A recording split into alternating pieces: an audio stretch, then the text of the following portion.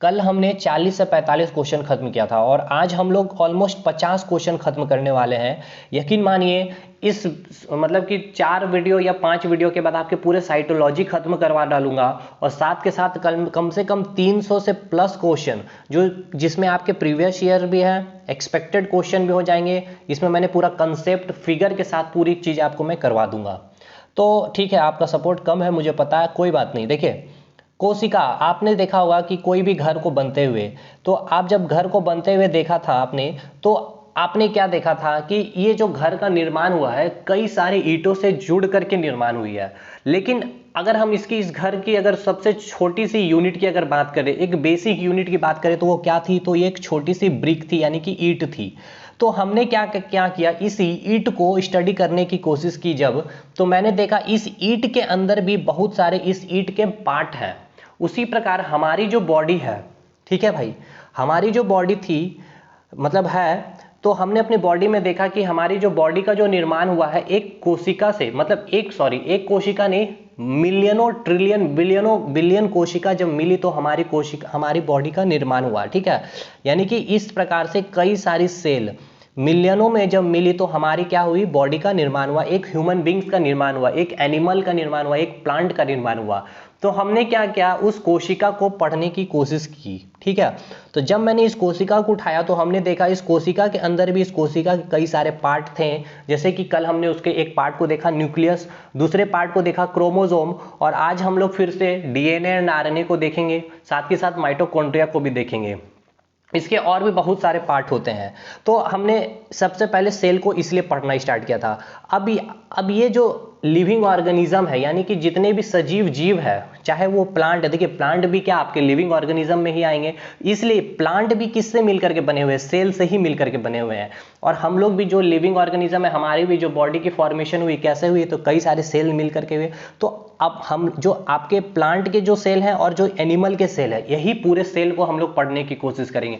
और लास्ट में जब मैं क्या करूंगा, प्लांट की जो कोशिका है और एनिमल के सेल कोशिका जो है, उसके बीच को मैं डिफरेंशिएट कर दूंगा कि जो पेड़ पौधे की जो कोशिका है उसके बीच और हमारे एनिमल के जो कोशिका उसके बीच में क्या डिफरेंस है। ठीक है, तो एक कोशिका का मैंने फिगर ये बनाया है आपको। ठीक है, तो ये आपको कोशिका का फिगर यानी कि सेल की फिगर दिख रही है। बाहर वाली जो आपको जो दिख रही है उसे हम कहते हैं सेल वॉल। ठीक है, कोशिका भित्ति। ठीक है, इसे हम क्या कहेंगे? सेल वॉल कहेंगे।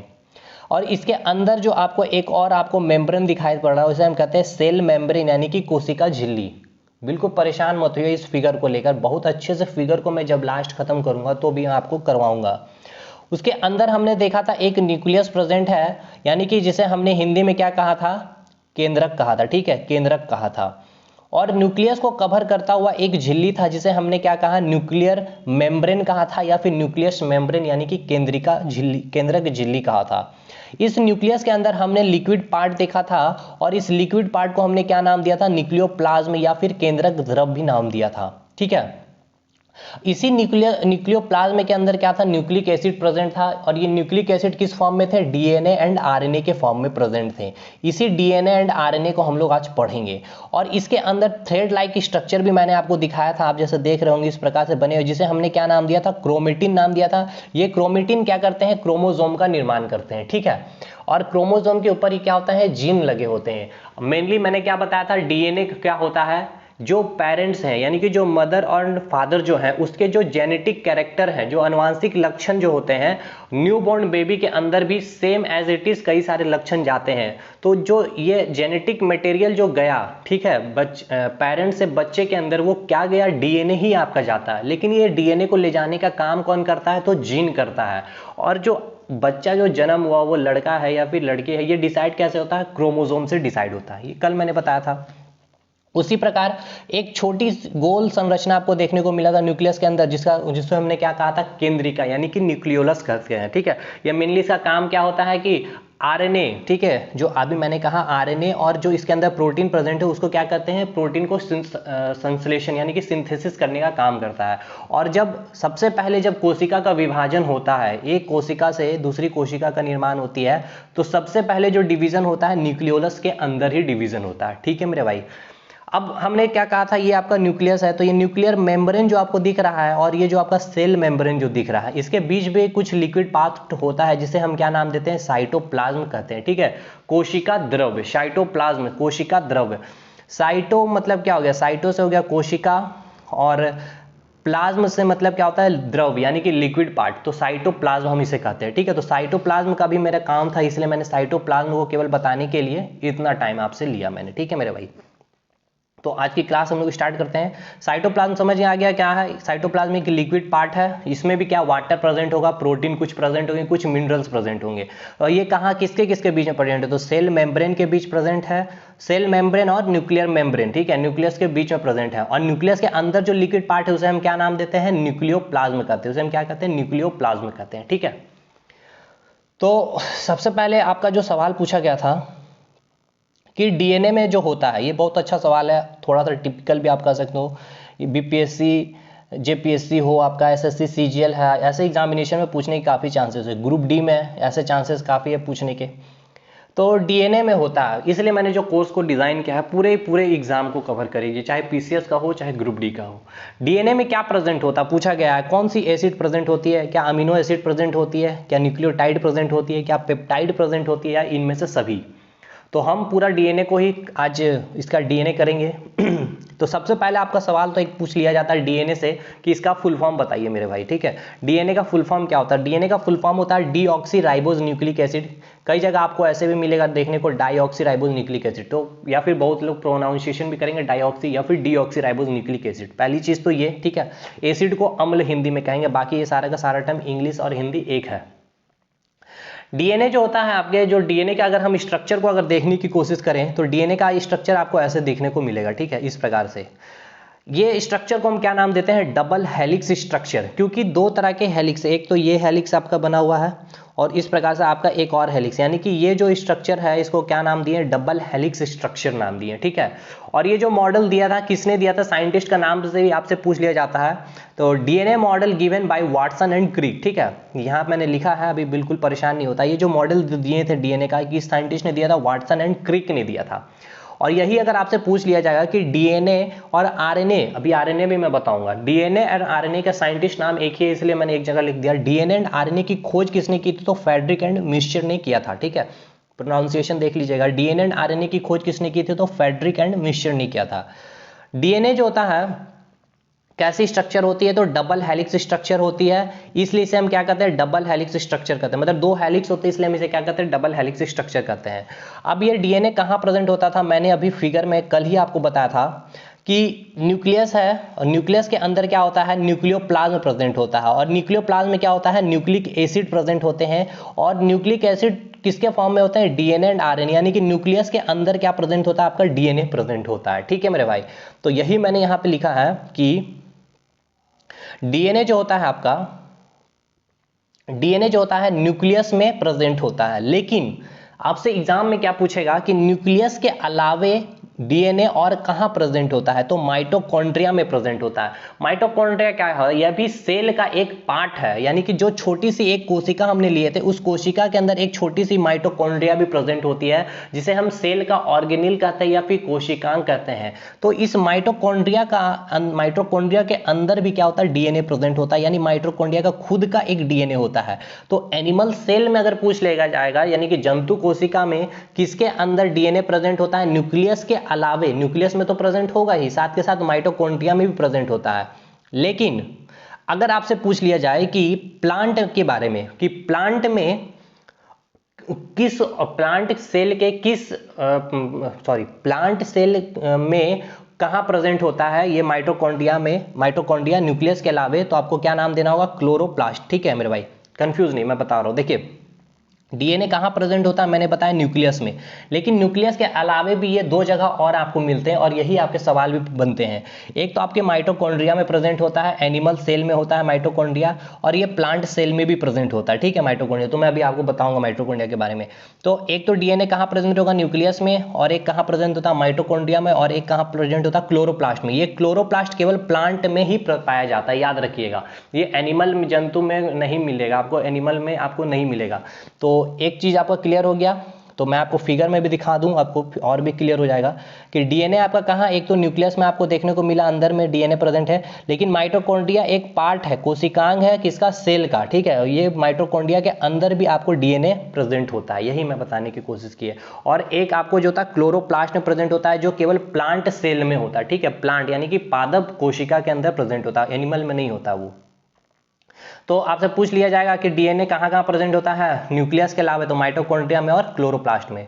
डीएनए एंड आरएनए की खोज हो गया। चलिए, डीएनए एंड आरएनए जो होता है किससे बने होते हैं, तो न्यूक्लियोटाइड के बने होते हैं। किससे बने होते हैं, तो न्यूक्लियोटाइड के बने होते हैं। देखिए न्यूक्लियोटाइड की बहुत अच्छा सवाल आपका है, जो आपसे पूछा गया था कि डीएनए में क्या होता है, तो न्यूक्लियोटाइड होता है।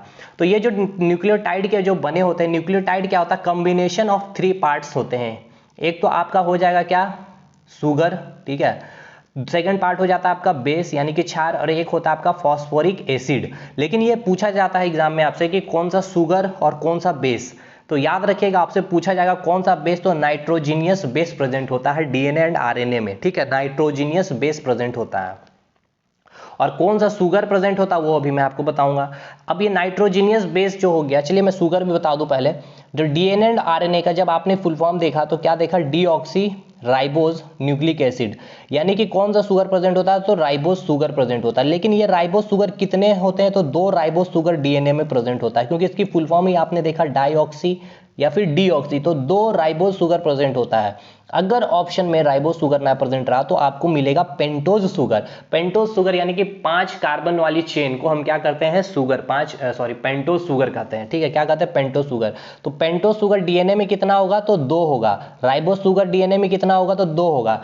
पूछा जाएगा कि डीएनए में कौन सा शुगर पाया जाता है, तो आप क्या बोलोगे, पेंटोज शुगर, 2 पेंटोज शुगर, या फिर आप क्या बोलोगे, राइबोज, ठीक है, राइबोज कितना, तो 2। लेकिन यही आरएनए में क्या आप लिखोगे, आरएनए में आपका केवल 1 राइबोज शुगर होगा, या फिर आप बोलोगे 1 पेंटोज शुगर होगा, ठीक है, केवल 1 होगा। लेकिन डीएनए में क्या होगा, 2 होगा, क्योंकि इसका नाम से आपको पता है deoxy ribose nucleic acid, deoxy ribose nucleic acid, di मतलब 2 होता, ठीक है।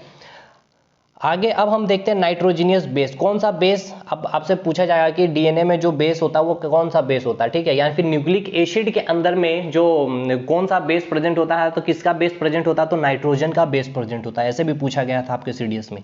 तो नाइट्रोजीनियस बेस 2 तरह के होते हैं, एक होता है प्यूरिन, एक होता है pyrimidine, ठीक है, प्यूरिन एंड pyrimidine। प्यूरिन और pyrimidine भी के भी पार्ट होते हैं, ठीक है, समझिएगा मेरे भाई। जो नाइट्रोजीनियस बेस था, जो क्या था, देखिए डीएनए जो बने, डीएनए एंड आरएनए किससे बना होता है, न्यूक्लियोटाइड के बना होता है। न्यूक्लियोटाइड क्या होते हैं, 3 कॉम्बिनेशन ऑफ 3 पार्ट्स होते हैं, एक होता है शुगर, एक होता है बेस, एक हो गया phosphoric acid. Phosphoric acid same as it is होगा फॉस्फेट डीएनए एंड आरएनए में, लेकिन जो शुगर प्रेजेंट होता है 2 शुगर होगा डीएनए में, 1 शुगर होगा आरएनए में। राइबोज शुगर या फिर पेंटोज शुगर बोल सकते हो, 2 होगा इसमें, और इसमें 1 राइबोज और 1 पेंटोज शुगर प्रेजेंट होगा। और साथ के साथ डीएनए एंड आरएनए में क्या प्रेजेंट होता है, बेस प्रेजेंट होता है। और ये कौन सा बेस होता है, तो नाइट्रोजीनियस बेस होता है।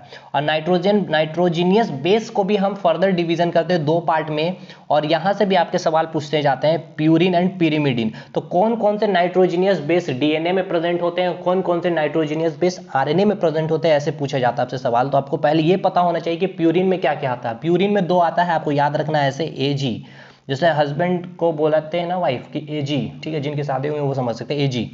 तो याद रखना प्यूरिन एजी यानी कि एडिनोसाइन, और जी क्या हो गया, गुआनाइन।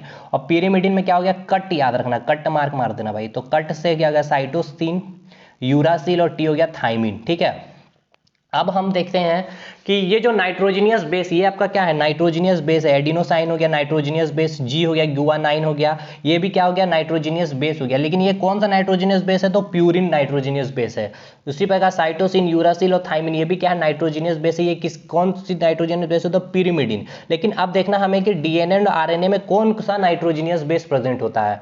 और ये जो नाइट्रोजीनियस बेस है, एडिनोसाइन, जी, गुआनाइन, साइटोसिन, यूरासिल, थाइमिन, ये एक दूसरे से जुड़े होते हैं बॉन्ड से। ये कौन सा बॉन्ड है, single bond, double bond, covalent bond, hydrogen bond, या फिर वंडर वाल बॉन्ड। तो याद रखना हाइड्रोजन बॉन्ड से, ये नाइट्रोजीनियस बेस जो होते हैं हाइड्रोजन बॉन्ड से जुड़े होते हैं। तो हम सबसे पहले देखते हैं कि डीएनए में कौन कौन सा नाइट्रोजीनियस बेस होता है। तो याद रखना है ए डिनोसाइन, थाइमिन, और साइटोसिन और गुआनाइन। तो ये तो कॉमन है, आरएनए में भी आपको मिलेगा, लेकिन आपको याद रखना है क्या कि डबल बॉन्ड के साथ जुड़ा हुआ होता है एडिनोसाइन और थाइमिन, किसमें, डीएनए में, और सी और जी ट्रिपल बॉन्ड से जुड़ा होता है डीएनए में भी और आरएनए में भी एज इट इज। तो मैं अभी बताऊंगा आरएनए का भी।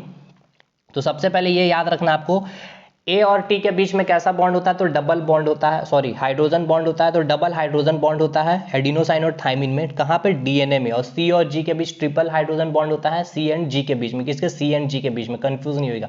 सी हो गया cytosine, guanine, adenosine thymine, thymine, ठीक है। यू नहीं है, यूरासिल नहीं होता है डीएनए में, यही डिफरेंस आपको आरएनए में आ जाएगा। आरएनए में आपको यूरासिल मिलेगा, ठीक है। आरएनए में आपको क्या देखने को मिलेगा, A double hydrogen bond you और सी ट्रिपल बॉन्ड जी, ये एज इट इज आपको देखने को मिलेगा, केवल यहाँ पे आपको यूरासिल हो जाता है आरएनए में, अभी मैं आगे बताऊंगा।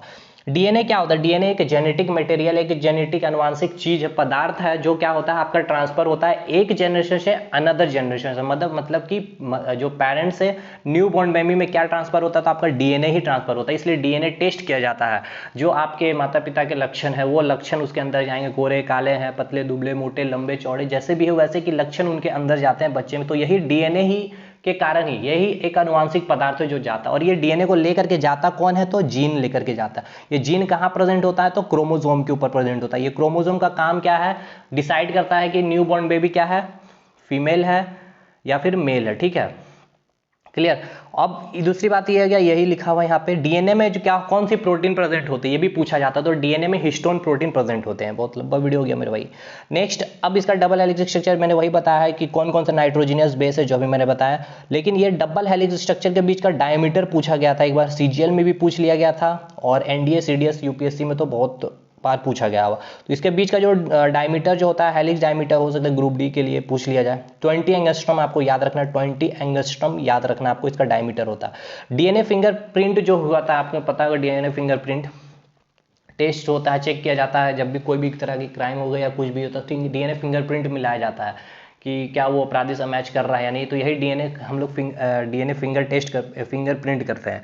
तो ये जो किसी खोज करता कौन है, तो जेफरेज, आपको याद कर रखना केवल जेफरेज, डॉक्टर एलके जेफरेज। और भारत में लाने का जो श्रेय दिया जाता है डीएनए फिंगरप्रिंट को, किसे दिया जाता है, तो लालजी सिंह को दिया जाता है, लालजी सिंह को दिया जाता है। अब हम बात करेंगे आरएनए। आरएनए का फुल फॉर्म हो गया राइबोज न्यूक्लिक एसिड। कैसा स्ट्रक्चर, सिंगल हेलिक्स स्ट्रक्चर है, इस तरह का स्ट्रक्चर है, ठीक है, या फिर ऐसे भी स्ट्रक्चर आप बना सकते हो। लेकिन मुझे एक बात बताइए, डीएनए का आपने जो स्ट्रक्चर बनाया ऐसे, ठीक है, और आरएनए का आप स्ट्रक्चर बना रहे हो ऐसे।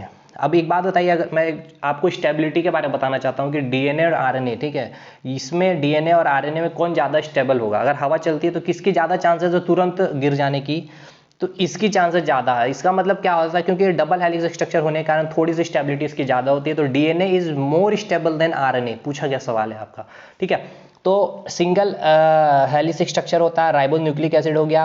कौन सा सुगर होगा, तो राइबोज होगा, single ribose, single pentose present होगा शुगर में। अब यहाँ आरएनए में क्या प्रेजेंट होता है, नाइट्रोजनियस बेस। तो देखिए मैंने यही बताया था, एडिनोसाइन, डबल बॉन्ड यूरासिल और सी ट्रिपल बॉन्ड यानी कि cytosine guanine, triple hydrogen bond present होते हैं। आरएनए में राइबोज शुगर मतलब एक पेंटोज शुगर होगा। आरएनए कहाँ कहाँ प्रेजेंट होता है, तो न्यूक्लियस के अलावा साइटोप्लाज्म यानी कि कोशिका द्रव्य में प्रेजेंट होता है। साइटोप्लाज्म में क्या होता है देख लीजिए, मैंने बताया था अभी आपको जस्ट, ये न्यूक्लियर मेम्ब्रेन है और ये सेल वाल है, इसके बीच जो लिक्विड पार्ट होता है उसको हम क्या नाम देते हैं, साइटोप्लाज्म। यहीं पर आपका क्या प्रेजेंट होता है, आपका आरएनए प्रेजेंट होता है, यहीं पर आपका जो होता है आरएनए प्रेजेंट होता है, ठीक है। आरएनए जो होता है न्यूक्लियस के अलावा, न्यूक्लियस में तो प्रेजेंट होता ही है, ठीक है, न्यूक्लियस में डीएनए भी प्रेजेंट, डीएनए कहाँ कहाँ था, न्यूक्लियस के अलावा माइटोकॉन्ड्रिया और क्लोरोप्लास्ट में, ये साइटोप्लाज्म में भी प्रेजेंट होता है। यही लिखा मैंने, न्यूक्लियस एंड सेल मेम्ब्रेन के बीच लिक्विड पार्ट होता है।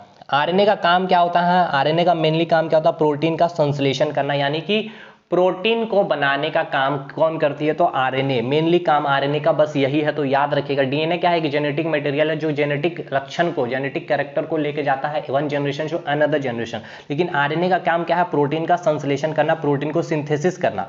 तो आरएनए 3 टाइप के होते हैं, एक हो गया एमआरएनए, एक हो गया आरआरएनए, एक हो गया टीआरएनए। तो मुझे एक बात बताइए, आरएनए का काम क्या है, प्रोटीन का सिंथेसिस करना। तो एमआरएनए हो चाहे आरआरएनए हो या टीआरएनए, ये तीनों क्या काम करेगा, प्रोटीन को सिंथेसिस, प्रोटीन को से ही रिलेटेड कुछ ना कुछ काम करेगी। तो आपकी कोई भी कोशिका है उसको कितना अमाउंट ऑफ प्रोटीन चाहिए होगा, ये कौन बताएगा, एमआरएनए यानी कि मैसेंजर आरएनए बताएगा। अब उतना अमाउंट ऑफ जो आरएनए बनाना होगा बॉडी में वो कौन बनाएगा, तो आरएनए बनाएगा, यानी कि राइबोसोम आरएनए बनाएगा। और उस जितना अमाउंट ऑफ प्रोटीन बना है इसको तो सबसे पहले पैकेजिंग किया जाता है बंडल के फॉर्म में। जैसे कि घर में रोटी बना तो किसी को 2 रोटी चाहिए होता है तो उसको टिफिन में 2 रोटी पैक कर दिया जाता है, किसी को 3 रोटी चाहिए तो उसको 3 रोटी, किसी को चाहिए, उसी का प्रोटीन को पैकेजिंग होता है। तो ये काम कौन करता है, तो गोल्जी बॉडी काम करता है। गोल्जी बॉडी क्या है, तो सेल का ही, ये जो इतना बड़ा सेल था, छोटा सा सेल था, मतलब उसके अंदर जो कई सारे पार्ट, उसमें एक पार्ट हम लोग गोल्जी बॉडी भी पढ़ेंगे, तो वही गोल्जी बॉडी को आगे पढ़ेंगे। यही क्या करता है, पैकेजिंग कर देते हैं सारे प्रोटीन को। और ये सारे प्रोटीन को पैकेजिंग करने के बाद जिस कोशिका को जितनी प्रोटीन नीड होती है वो ट्रांसफर करता है कौन, टीआरएनए, यानी कि ट्रांसफर आरएनए। ठीक है मेरे भाई, तो आरएनए का 3 टाइप्स समझ गए। अब कुछ 3 इंपॉर्टेंट खोजकर्ता से पूछा गया था सवाल। पेनिसिलिन की खोज Alexander Fleming, mitosis division last में हम लोग पढ़ेंगे, सेल को खत्म करने के बाद सेल डिवीजन, तो वाल्टन फ्लेमिंग ने किया था। और जेनेटिक कोड की खोज किसने की थी, तो हरगोविंद खुराना, और 1968 में इसके लिए नोबेल पुरस्कार भी मिला था। ठीक है, 20 मिनट हो गया मेरे भाई। अब हम बात करेंगे कोशिका का ऊर्जा घर। आज माइटोकॉन्ड्रिया खत्म करना है नहीं हो कैसे भी, तो हम पूछा गया था सवाल कि पावर हाउस ऑफ सेल किसे कहते हैं, तो आपको पता है माइटोकॉन्ड्रिया को कहते हैं। तो माइटोकॉन्ड्रिया क्या है, यह भी सेल का एक पार्ट ही है। ठीक है, ये रहा फिगर माइटोकॉन्ड्रिया का। ठीक है, आप देख सकते हो माइटोकॉन्ड्रिया का ये फिगर है, तो इसी माइटोकॉन्ड्रिया के बारे में हम लोग पढ़ेंगे। तो माइटोकॉन्ड्रिया सबसे पहले इसका जो स्ट्रक्चर होता है ये 2 मेम्ब्रेन से घिरी हुई होती है। आप फिगर देखेंगे तो 2 मेम्ब्रेन इसका आपको दिख रहा होगा साफ साफ, एक तो हो गया इनर मेम्ब्रेन, एक हो गया आउटर मेम्ब्रेन। तो बाहर वाली जो झिल्ली है इसे हम क्या कहते हैं, आउटर मेम्ब्रेन, और ये जो अंदर जो आपको रेड वाली जैसे पार्ट आपको दिख रही है वो क्या हो गया आपकी इनर मेम्ब्रेन। ठीक है, आप देख सकते हैं फिगर को और भी क्लियर मैंने जूम कर दिया। इनर मेम्ब्रेन क्या हो गया, आंतरिक झिल्ली, आउटर हो गया बाह्य झिल्ली। ठीक है, इसी इनर मेम्ब्रेन से रेड वाले से एक फिंगर लाइक स्ट्रक्चर आपको देखने को मिल रही है, उसे हम क्या नाम देते हैं, क्रिस्टई नाम देते हैं। ठीक है, और इनर मेम्ब्रेन के अंदर आपको लिक्विड पार्ट डॉट डॉट जो दिख रहा है उसे हम क्या नाम देते हैं, मैट्रिक्स कहते हैं। उसे हम क्या कहते हैं, मैट्रिक्स कहते हैं। तो मैट्रिक्स क्या है, लिक्विड पार्ट है माइटोकॉन्ड्रिया के अंदर जो होता है प्रेजेंट होता है।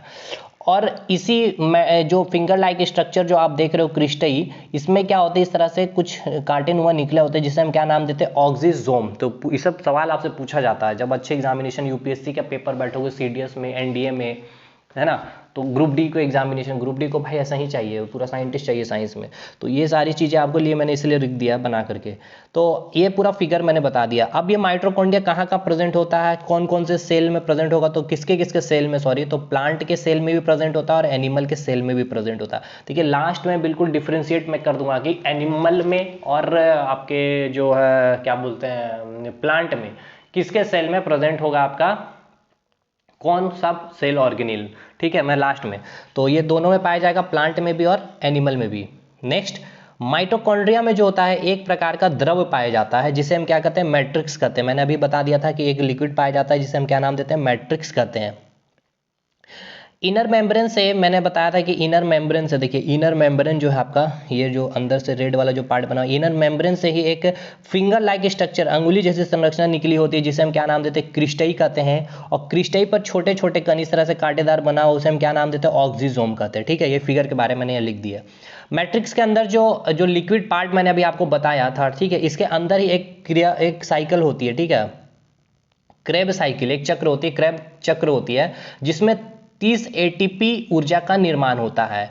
ये ऊर्जा का जो फॉर्मेशन होता है इस माइटोकॉन्ड्रिया के अंदर ही होता है। 30 एटीपी क्रेब साइकिल नहीं पढ़ना आपको, इतना डिटेल में नहीं जाना, क्रेब साइकिल क्या होता है उसमें भी बहुत सारी चीज़ें पढ़नी है, लेकिन 30 अमाउंट ऑफ एटीपी का निर्माण होता है। हमारी बॉडी में जो भी ऊर्जा का निर्माण होता है एटीपी के फॉर्म में ही हम लोग ऊर्जा को क्या करते हैं, यूज करते हैं, एडिनोसिन ट्राइफॉस्फेट, आगे मैं अभी बताऊंगा अभी पूरा। तो एक तो चीज क्लियर है कि इस मैट्रिक्स के अंदर एक क्रेब साइकिल अगर पूछ लिया मैंने इसलिए बता दिया कहाँ होती है, तो मैट्रिक्स के अंदर, माइटोकॉन्ड्रिया में कहाँ, तो मैट्रिक्स के अंदर। और इसमें कितने अमाउंट ऑफ ऊर्जा का निर्माण होता है, तो 30 एटीपी। अब देखिए माइटोकॉन्ड्रिया को पावर हाउस ऑफ सेल हम क्यों कहते हैं, माइटोकॉन्ड्रिया को अगर हम लोग पावर हाउस ऑफ सेल कह रहे हैं तो क्यों कह रहे हैं, इसके पीछे एक्सप्लेनेशन को देखिए, यानी कि कोशिका का ऊर्जा घर क्यों कह रहे हैं। क्योंकि माइटोकॉन्ड्रिया के अंदर ही रेस्पिरेशन प्रोसेस होता है, यानी कि सेल्यूलर रेस्पिरेशन, यानी कि कोशिकीय श्वसन होता है। सेल्यूलर रेस्पिरेशन का मतलब समझिए, ये नाम क्यों पड़ा, क्योंकि सेल के अंदर ही श्वसन हो रहा है। ठीक है, अभी हम लोग ये सेल देखे तो उसके अंदर ही माइटोकॉन्ड्रिया ना, और इस माइटोकॉन्ड्रिया के अंदर ही रेस्पिरेशन, श्वसन की क्रिया हो रही है, इसलिए इसका नाम हमने दिया कौन सा श्वसन, सेल्यूलर रेस्पिरेशन। ये श्वसन से मतलब क्या आपको समझ जाना चाहिए कि जब भी रेस्पिरेशन आप देख रहे हो तो आपके जो फूड पार्टिकल का क्या हो रहा है, ऑक्सीडेशन हो रहा है। यानी कि फूड पार्टिकल जो आपने खाए हैं जब वो सेल के अंदर आ गया है, देखिए आपने कोई भी फूड पार्टिकल खाने को खाया होगा, कार्बोहाइड्रेट, प्रोटीन, फैट, कुछ भी, तो वो आपके सेल के अंदर आया और सेल के अंदर के साथ माइटोकॉन्ड्रिया के अंदर आया। तो माइटोकॉन्ड्रिया के अंदर जैसे ही आएगा तो इसका क्या होगा, ऑक्सीडेशन होगा। ऑक्सीडेशन होगा यानी कि उसका ब्रेकडाउन होगा। मतलब समझिए, देखिए आप जब भी कोई चीज कार्बोहाइड्रेट खा रहे हो, प्रोटीन खा रहे हो, फैट खा रहे हो, तो बॉडी में वो आपको जब भी वो जो एनर्जी का जब उससे जो फॉर्मेशन होता है तो एज ए ग्लूकोज के फॉर्म में वो ग्लूकोज का वो जो भी कार्बोहाइड्रेट, प्रोटीन, फैट खाए वो ग्लूकोज में कन्वर्ट होता है और वो ग्लूकोज फिर क्या होता है, ऑक्सीजन से कंबाइन करता है। अब आप सोच रहे होंगे कि बॉडी में ऑक्सीजन कैसे आया, तो जब आपने सांस लिया नलिका से, नाक से, तो वो आपके अंदर बॉडी में आया, वो ब्लड से क्या हो गया, मिक्स हो गया। वो ब्लड फिर क्या हुआ, पूरी सेल, पूरी कोशिका में क्या क्या ट्रांसफर कर दिया। इस कोशिका में ब्लड ने ऑक्सीजन ट्रांसफर कर दिया, ये ऑक्सीजन माइटोकॉन्ड्रिया में आ गया और ये ग्लूकोज जो आपने फूड पार्टिकल खाया था, ग्लूकोज जैसे ही ऑक्सीजन यहाँ पे आया तो ऑक्सीजन को मिलते ही इसका क्या होता है, ग्लूकोज का, यानी कि जो आपने food particle carbohydrate, protein, fat खाया तो वो लास्ट कन्वर्ट क्या चीज में जाता है आपके बॉडी में, ग्लूकोज में, और उसको ऑक्सीजन मिल गया आपके ब्लड से, तो वो फूड पार्टिकल क्या होगा, ऑक्सीडेशन हो जाएगा। ठीक है, तो वही मैंने बताया है कि ये ग्लूकोज का ऑक्सीडेशन हो गया O2 से, तो आपका CO2 और H2O, और साथ के साथ 8 ATP ऊर्जा का निर्माण होता है, 8 ATP, और इसी एनर्जी को हम लोग इस्तेमाल करते हैं। टोटल कितनी एनर्जी हो गया, 30 और 8। ठीक है, तो जब भी हम लोग जो भी एनर्जी को किस फॉर्म में इस्तेमाल करते हैं तो एटीपी के फॉर्म में, तो टोटल एनर्जी कितनी हो गई, 38। ठीक है, 38 कैसे, 30 क्रेब साइकिल में जो माइटोकॉन्ड्रिया के मैट्रिक्स में एनर्जी का निर्माण हुआ था, और 8 एटीपी जो माइटोकॉन्ड्रिया में हुआ श्वसन के दौरान। ठीक है, cellular respiration, total 38 ATP energy का फॉर्मेशन होता है। तो यही एनर्जी माइटोकॉन्ड्रिया में क्या होता है, स्टोर भी हो जाता है, और हम लोग इसी एनर्जी का क्या करते हैं, इस्तेमाल भी करते हैं। ठीक है, इसी कारण हम लोग इसे क्या कहते हैं, पावर हाउस ऑफ सेल भी कहते हैं। आगे भाई, हाँ, एटीपी की बात कर ले तो एडिनोसिन, इसके फुल फॉर्म से पूछ लिया जाता है, एडिनोसिन ट्राइफॉस्फेट, और इसे एनर्जी करेंसी भी कहते हैं। Very very important, energy currency भी हम इसे कहते हैं। और एडीपी क्या हो गया, एडिनोसाइन डाइफॉस्फेट। एक्चुअली जब एडीपी में हम एक फॉस्फेट को ऐड कर देते हैं तो आपका एटीपी का फॉर्मेशन हो जाता है, और उसी प्रकार जब हम एटीपी से एक फॉस्फेट को माइनस कर देते हैं, सब्ट्रैक्ट कर देते हैं, तो आपका एडीपी का निर्माण हो जाता है, एडिनोसाइन डाइफॉस्फेट। सेल के अंदर सबसे पहले जो कौन सा कोशिकांग है या कौन सा सेल ऑर्गेनिल है जिसका विकास होता है, तो याद रखना आपको माइटोकॉन्ड्रिया का ही सबसे पहले विकास होता है। माइटोकॉन्ड्रिया को सेल विथ इन सेल या फिर कोशिका के अंदर कोशिका भी कहते हैं, क्योंकि देखिए माइटोकॉन्ड्रिया के पास अपना खुद का एक डीएनए होता है, और एक जो सेल है, जो सेल जो भी काम करता है उस काम का 80 से 85% काम माइटोकॉन्ड्रिया खुद कर लेता है। इसलिए हम लोग कहते हैं कि सेल के अंदर एक और सेल प्रेजेंट है, माइटोकॉन्ड्रिया प्रेजेंट है, जो काम सेल कर दे रहा है वही काम माइटोकॉन्ड्रिया भी कर दे रहा है। इसलिए हम लोग कहते हैं सेल विथ इन सेल या फिर कोशिका के अंदर कोशिका। बहुत अच्छा क्वेश्चन है आपके एग्जामिनेशन के लिए, तो यही चीज मैंने लिखा है, क्योंकि सेल कोशिका की तरह माइटोकॉन्ड्रिया के पास भी खुद का डीएनए होता है, इसलिए सेल जो काम करती है वही काम 80 to 85% काम माइटोकॉन्ड्रिया खुद कर लेती है। मतलब सेल जो काम करती है हमारे बॉडी के अंदर वही काम माइटोकॉन्ड्रिया खुद उसका 85% काम कर लेता है। क्यों? क्योंकि उसके अंदर डीएनए खुद प्रेजेंट होता है। इसी कारण हम कहते हैं कि सेल के अंदर एक और सेल प्रेजेंट है, वो कौन, माइटोकॉन्ड्रिया है। माइटोकॉन्ड्रिया की खोज अल्टमैन फ्लेमिंग ने किया था। भाई बहुत कंफ्यूजन है, देख लीजिएगा। हालांकि माइटोकॉन्ड्रिया का नाम दिया था बेंडा ने, और कोलिकर मैंने ज़्यादा प्रायोरिटी में, देखिए अगर बेंडा मिल जाए ऑप्शन में कोलिकर तो कोलिकर को मारिएगा, अल्टमैन फ्लेमिंग मिल जाए, कोलिकर मिल जाए, कोलिकर अगर कहीं भी मिल जाए तो कोलिकर को प्रायोरिटी ज़्यादा दीजिएगा, बट देख लीजिएगा कोई एक ऑप्शन मिलेगा, इसलिए मैंने सब लिख दिया ताकि आप मुझे बोले ना। माइटोकॉन्ड्रिया जो था second largest component of cell होता है, और फर्स्ट मैंने बताया था न्यूक्लियस। मतलब इसका मतलब कहने का मतलब ये है कि सेल के अंदर सेल का कौन सा पार्ट है जो सबसे ज़्यादा बड़ा पार्ट है, तो न्यूक्लियस है, और सेकंड नंबर में कौन है आपका, माइटोकॉन्ड्रिया। ठीक है, माइटोकॉन्ड्रिया है। तो यही चीज मैंने यहाँ लिखा है। कितना टाइम हो गया, आधा घंटा। तो mitochondria second largest component of cell है। ठीक है, second largest component of cell है, मतलब भाई हिंदी वाले की दूसरी, ठीक है, दूसरी सबसे बड़ी कोशिकांग है कौन, माइटोकॉन्ड्रिया। और फर्स्ट कोशिका, फर्स्ट सबसे बड़ी कोशिकांग अगर आपसे पूछ ली जाएगी तो कौन है, न्यूक्लियस केंद्रक नाभिक। भाई सपोर्ट करिए थोड़ा सा, ईमानदारी के साथ मैंने काम किया है तो आपको भी थोड़ी सी ईमानदारी दिखानी चाहिए।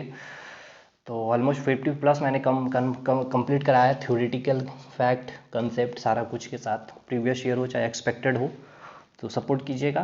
और एक चीज़ को तैयार करने में काफ़ी मेहनत लगती है, तो आपका सपोर्ट बना रहा है, तो मैं कोशिश लेकिन फिर भी कर रहा हूँ अच्छे कंटेंट देने के साथ और कंटिन्यू रखने को।